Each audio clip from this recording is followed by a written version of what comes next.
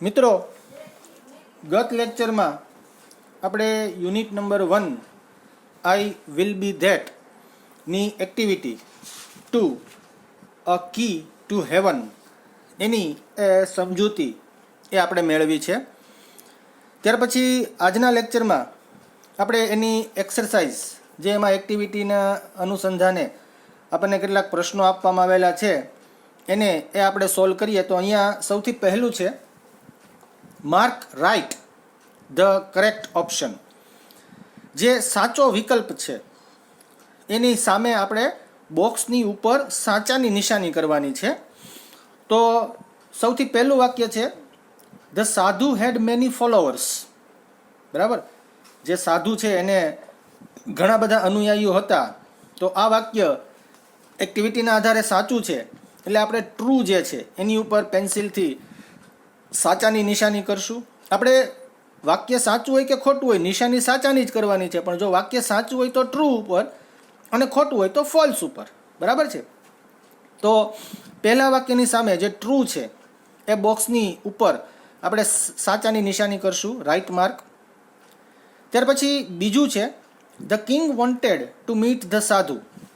રાજાને એ સાધુને એ મળવું હતું. બરાબર, તો એવું નથી, રાજા એ સાધુને મળવા નહોતા માંગતા. તો અહીં આ વાક્ય જે છે એ ખોટું છે, એટલા માટે આપણે ફોલ્સ ઉપર સાચાની નિશાની કરશું. ત્યાર પછી ત્રીજું વાક્ય છે તેનાલી રામન હેડ નો રિસ્પેક્ટ ફોર ધ ફેક સાધુ. બનાવટી સાધુ, ઢોંગી સાધુ માટે તેનાલી રામનને કોઈ જ માન ન હતું.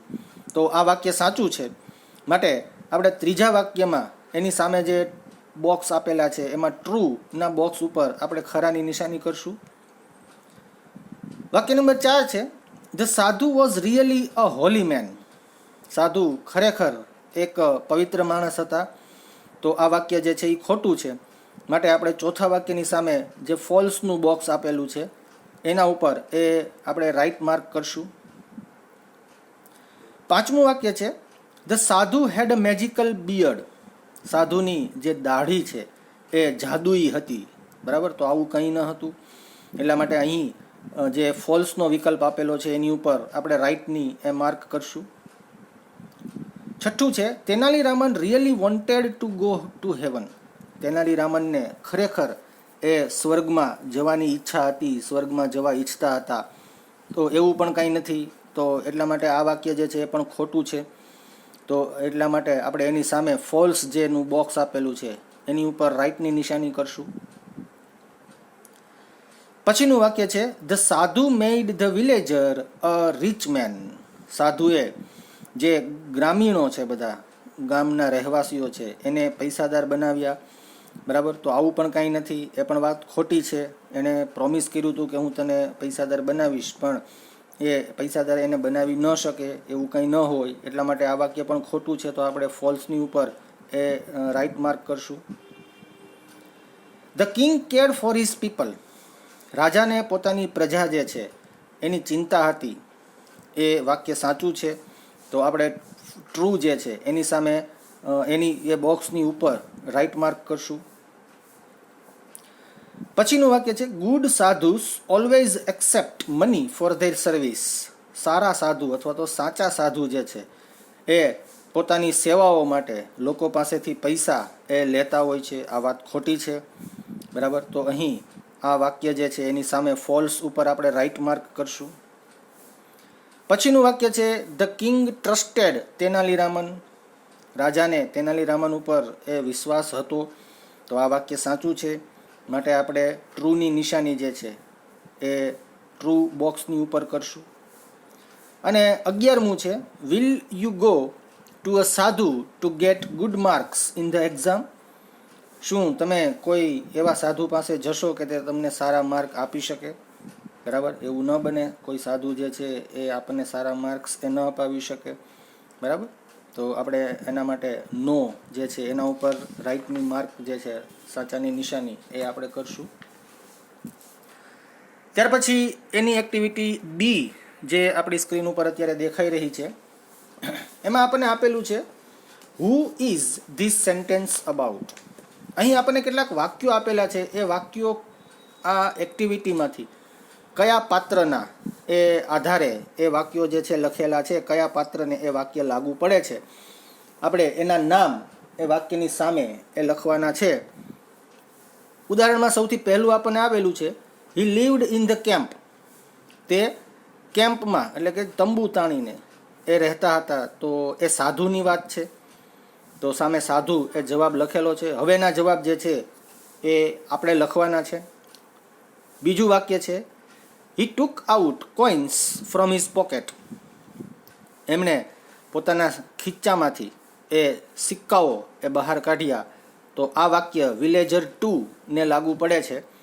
તો આપણે સામે જે જગ્યા આપેલી છે બ્લેન્ક, એમાં ખાલી જગ્યામાં આપણે વિલેજર 2 એવું એ લખશું.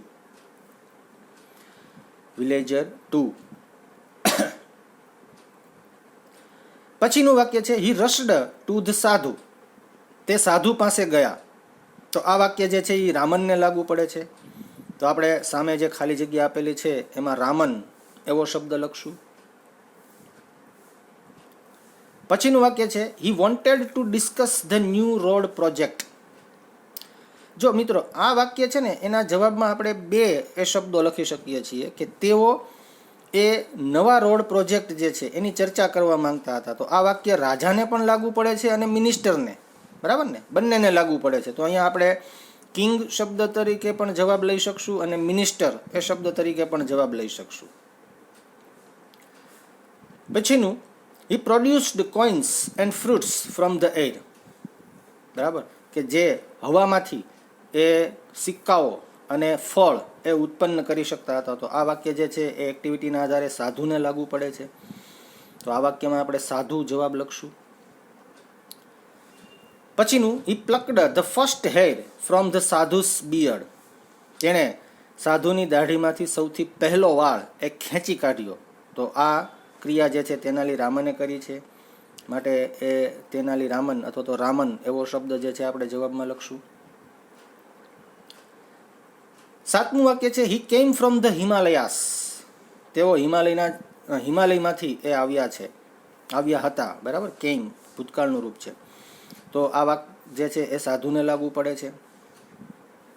અને છેલ્લું 8મું વાક્ય છે, હી ટુક અવે ધ સેક. તેણે ગુણ જે છે એ ત્યાંથી લઈ લીધી, બાચકું એ ત્યાંથી લઈ લીધું. તો આ વાક્ય જે છે એ આસિસ્ટન્ટને લાગુ પડે છે. તો ત્યાં આપણે જવાબમાં આસિસ્ટન્ટ એવું એ લખશું. ત્યાર પછી આપણે એક્ટિવિટી સી તરફ એ આગળ વધીએ. એક્ટિવિટી સી ની અંદર આપણને આપેલા છે, આન્સર ધ ફોલોવિંગ ક્વેશ્ચન્સ. આપણને કેટલાક પ્રશ્નો પૂછાયેલા છે, આપણે પ્રશ્નોના એ જવાબ આપવાના છે. સૌથી પહેલું છે, where did the king's minister go.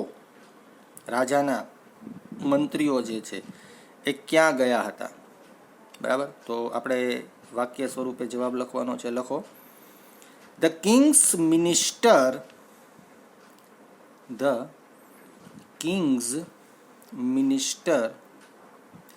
went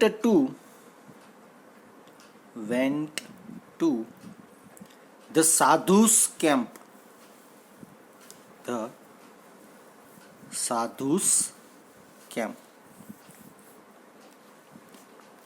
ત્યાર પછી પ્રશ્ન નંબર 2 આપણે જોઈએ, what did the people offer to the સાધુ.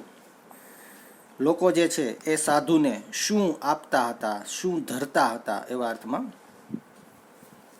આપણે જવાબ લખશું. The people offered.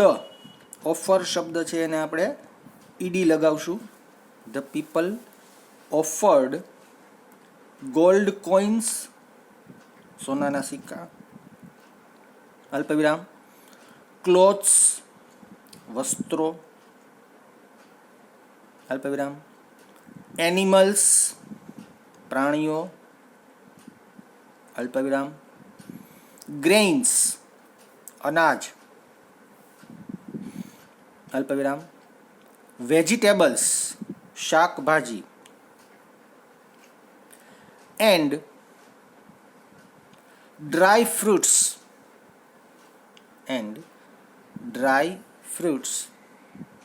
To the સાધુ.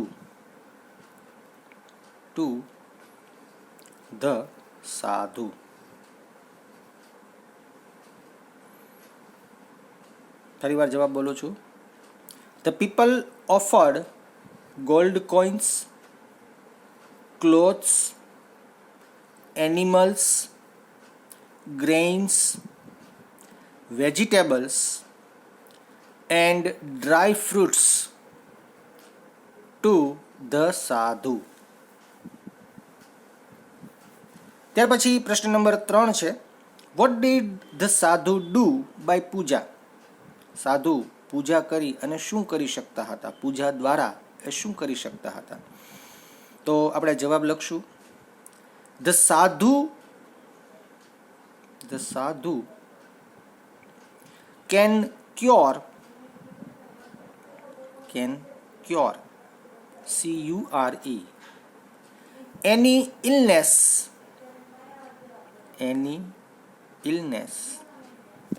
by puja. કોઈ પણ પ્રકારનો રોગ જે છે એ પૂજા દ્વારા મટાડી શકતા હતા, એનો ઉપચાર કરી શકતા હતા. પછીનું ચોથું, what was the sadhu's promise to the villager 2? બરાબર ને, જે વિલેજર 2 છે એને સાધુએ શું વચન આપ્યું, શું પ્રોમિસ કર્યું હતું?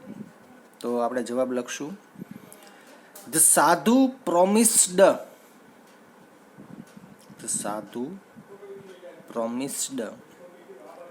to make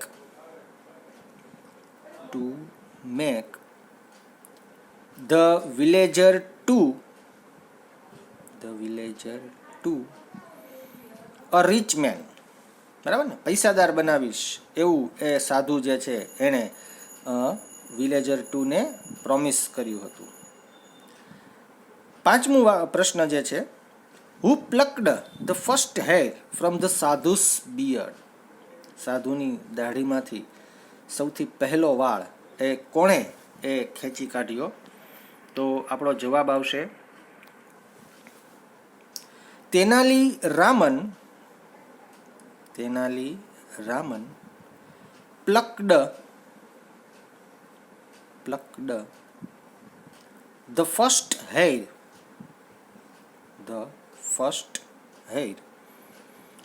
from the sadhu's beard.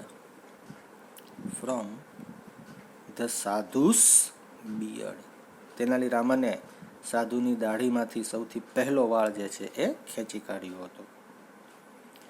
ત્યાર પછી પ્રશ્ન number 6, what should we do to become rich, get a job, remain always healthy? બરાબર ને, આપણે પૈસાદાર બનવા, એક સારી જોબ, સારી નોકરી મેળવવા અથવા તો હંમેશા સ્વસ્થ રહેવા માટે શું કરવું જોઈએ? બરાબર, તો આપણે જવાબ લખશું. We should work hard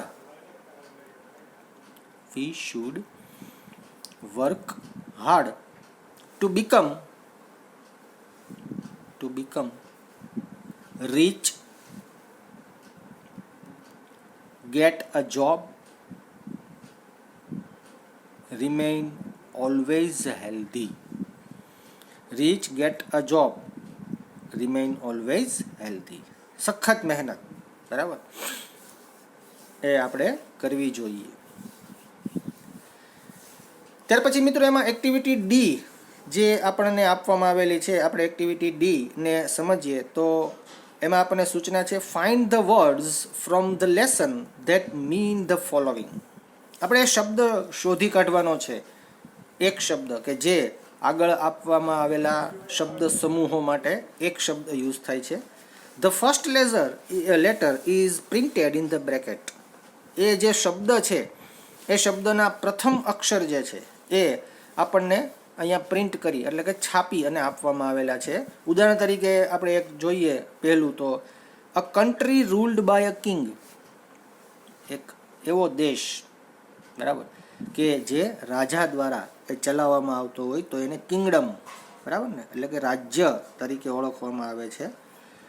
તો અહીંયા આપણને એ ઉપરથી બીજા જે પ્રશ્નો આપેલા છે આપણે એને સોલ્વ કરીએ તો બીજું જે આપણને આપેલું છે a way of addressing religious leader. બરાબર ને, જે કોઈ ધાર્મિક ગુરુ છે, કોઈ ધર્મના વ્યક્તિ છે, તો એને કયા નામથી એ સંબોધવામાં આવે છે. બરાબર, તો સાધુને 1-2 વખત એ નામથી સંબોધવામાં આવેલા છે યોર હોલીનેસ. બરાબર, આપણે જવાબ લખશું યોર હોલીનેસ. યોરમાં વાય અને હોલીનેસમાં એચ આપણને આપવામાં આવેલો જ છે. બરાબર, આપણે જવાબમાં લખીએ છીએ ત્યાં યોર હોલીનેસ.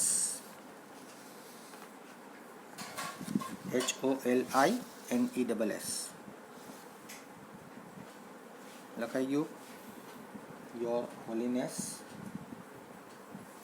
ત્યાર પછીનું, people believe that good people go to this place after the death.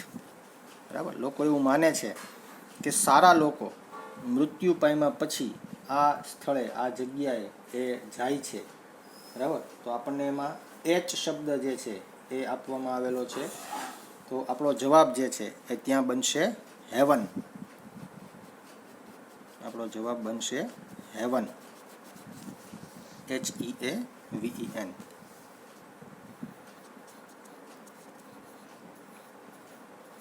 લખાઈ ગયું. ત્યાર પછીનું ચોથું છે રન આફ્ટર સમવન. કોઈકની પાછળ દોડવું. બરાબર, કોઈકનો પીછો કરવો. તો એના માટે શબ્દ છે સી પરથી શરૂ થાય છે, ચેઝ. CHASE, ચેઝ એટલે પીછો કરવો, ની પાછળ દોડવું. પછીનું પાંચમું છે the police does this to the thief.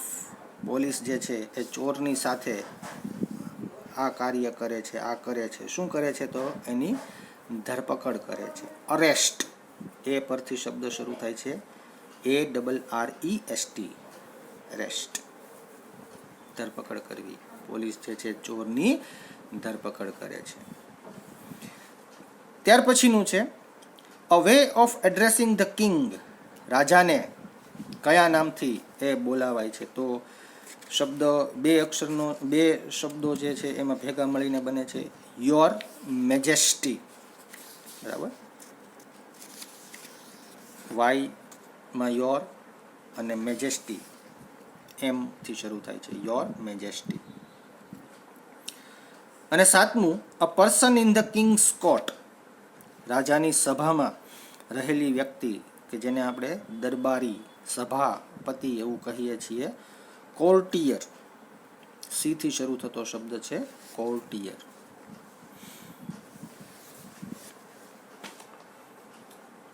બરાબર છે, તો અહીં એક્ટિવિટી ડી એ પૂર્ણ થાય છે.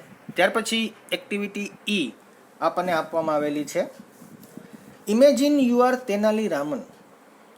મિત્રો વિચારો કે તેનાલી રામન આ કેરેક્ટર જે છે આ એક્ટિવિટીમાં એ તમે છો, એવી કલ્પના કરો. ઇમેજિન કરવું એટલે કલ્પના કરવું, ધારી લેવું. ટેલ ધ કિંગ વોટ હેપન્ડ. હવે તમે રાજા પાસે જાઓ છો, બરાબર, આ પ્રસંગ પૂરો થયા પછી, તો તમારે હવે રાજાને કહેવાનું છે કે ત્યાં એ શું બન્યું હતું. બરાબર, જેમ કે અહીંયા આપેલું છે I went to the camp of the સાધુ, કે હું સાધુના કેમ્પ પર ગયો. આઈ સો, પછી જે વસ્તુ બની એ બધી જ વસ્તુઓનું વર્ણન જે છે અહીં આપણને 8-10 વાક્યો એ આપવામાં આવેલા છે બ્લેન્ક. એ આપણે કમ્પ્લીટ કરવાના છે તમારા શબ્દોમાં. આપણે જે વસ્તુ બની છે એ આખી સ્ટોરી એ સમજી છે, જોઈ છે, તો એ શું બન્યું હતું એ બધું હવે તમારે રાજાને કહેવાનું છે. બરાબર છે, તો આ એક્સરસાઇઝ જે આપણને એક્ટિવિટી આપવામાં આવેલી છે આ આપણે સેલ્ફ જાતે એ કમ્પ્લીટ કરી નાખવાની છે. જે તમારા મનમાં વિચારો આવે છે, દરેકના મનમાં દરેક વખતે કંઈક અલગ અલગ વિચારો આવશે. બધાના જવાબો જે છે એ એક સરખા નહીં હોય. એટલે અહીંયા આપણે જવાબ જે છે આપણે પોતાની રીતે લખશું. કદાચ અંગ્રેજીમાં આપણે પૂરેપૂરું ન લખી શકીએ. બરાબર છે. તો ગુજરાતીમાં પણ આપણે જવાબ જે છે લખી શકીએ છીએ. બને ત્યાં સુધી આપણે એવો પ્રયત્ન કરીએ કે આપણે જવાબ છે એ અંગ્રેજીમાં જ લખીએ, પણ માનો કે અંગ્રેજી આપણે નથી લખી શકતા તો ગુજરાતીમાં જવાબ પણ આપણે ચલાવશું. બરાબર છે. તો પ્રયત્ન કરવો અંગ્રેજીમાં જવાબ લખવામાં. બરાબર છે. જો ન લખી શકાય તો પછી ગુજરાતીમાં એ જવાબ લખવો. પણ આ એક્સરસાઇઝ સેલ્ફ જાતે કમ્પ્લીટ કરવાની છે. ત્યાર પછી એમાં એક્સરસાઇઝ આપેલી છે એફ. માત્ર એને વાંચવાની છે અને સમજવાની છે. કેટલાક શબ્દો એવી રીતે ટ્વિસ્ટ કરી અને અહીંયા મુકાયેલા છે કે તમે વાક્યોને વારંવાર ઝડપથી જે છે બોલી ન શકો. જેમ કે આપણે ગુજરાતી ભાષામાં એવા કેટલાક શબ્દો છે, કાચો પાપડ, પાક્કો પાપડ. બરાબર. તો કાચો પાપડ, પાક્કો પાપડ એમ તમે ધીરે ધીરે બોલશો તો તમે બોલી શકશો, પણ એ જ વસ્તુ બહુ સ્પીડમાં બોલવા જશો તો એ વસ્તુ જે છે એને તમે વ્યવસ્થિત રીતે બોલી શકશો નહીં, ઉચ્ચાર નહીં થઈ શકે. બરાબર. પ્રયત્ન કરજો. કાચો પાપડ, પાક્કો પાપડ. બરાબર. આ જે શબ્દો છે એને ધીરે ધીરે બોલવાના અને પછી એકદમ સ્પીડ વધારી દેવાની. ફૂલ સ્પીડમાં આ શબ્દો જે છે એ બોલવાનો પ્રયત્ન કરશો તો કંઈક નવો જ એ શબ્દ જે છે એ બની જશે. કંઈક એવા પ્રકારના જ અહીંયા કેટલાક એ વાક્યો જે છે આપણને આપેલા છે, આપણે સમજીએ. ને 3 grey geese in the green grass grazing. બરાબર. ગીઝ શબ્દનો અર્થ અહીંયા હંસ એવો એ અર્થ લેવાય છે. 3 રાખોડી, ગ્રે એટલે કે રાખોડી હંસ જે છે એ ગ્રીન ગ્રાસ ગ્રેઝિંગ, લીલું ઘાસ. ગ્રીન એટલે લીલું, ગ્રાસ એટલે ઘાસ, અને ગેઝિંગ, ગેઝિંગ એટલે ખાય છે એવા અર્થમાં. Grey was the geese and grass was and green was the grass. Grey એ ગીઝ હંસ જે છે રાખોડી, અને ઘાસ જે છે એ લીલું. હવે આ શબ્દો જે છે એને થોડાક વખત ધીમે ધીમે તમે બોલી શકશો, પણ જેવું એને સ્પીડમાં બોલવા જશો તો એક શબ્દની બદલે કંઈક બીજો શબ્દ જે છે એ ત્યાં આવી જશે. એવી જ રીતે બીજું છે swan, swan over the sea. Swan, swan over the sea. બરાબર.